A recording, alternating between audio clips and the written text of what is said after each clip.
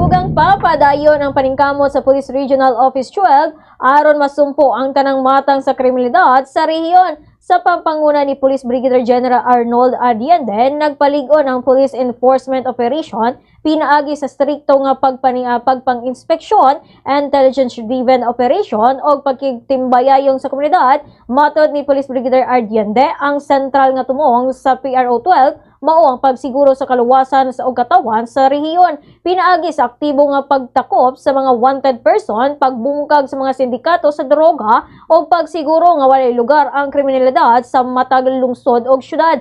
Apan dili lamang sa pagpanakop nagpunting ang PRO 12, gisugdan usab nila ang mas lapad nga community policing and initiatives aron nga mapaligoon ang kooperasyon sa publiko o mapunggad ang kriminalidad gikan sa ugat niini. Lakip niini ang regular nga dialogue sa barangay, awareness campaign, batok sa mga illegal nga droga o pagsuporta sa mga livelihood programs aron malikayan ang mga kabatan-unan sa kadaot. Ang PRO 12 nag-awhag sa publiko sa aktibong partisipasyon pinaagi sa pag-report sa mga kriminal nga lihok o pagtabang sa pagpahibalo sa polisiya or police sa bisan unsang kahimtang nga makahatag og kadaot sa katawhan, uban sa padayon nga suporta sa lokal nga paggamhanan o sa masiguro nga koordinasyon sa lain-laing ahensya. Nagtuo ang PRO 12 nga mas mapalig-on pa ang kaluwasan o kalinaw sa rehiyon sa umaabot.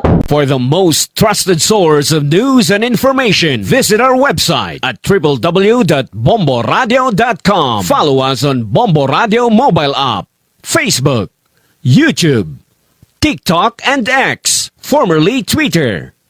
Like, share, and stay connected. Anytime, anywhere.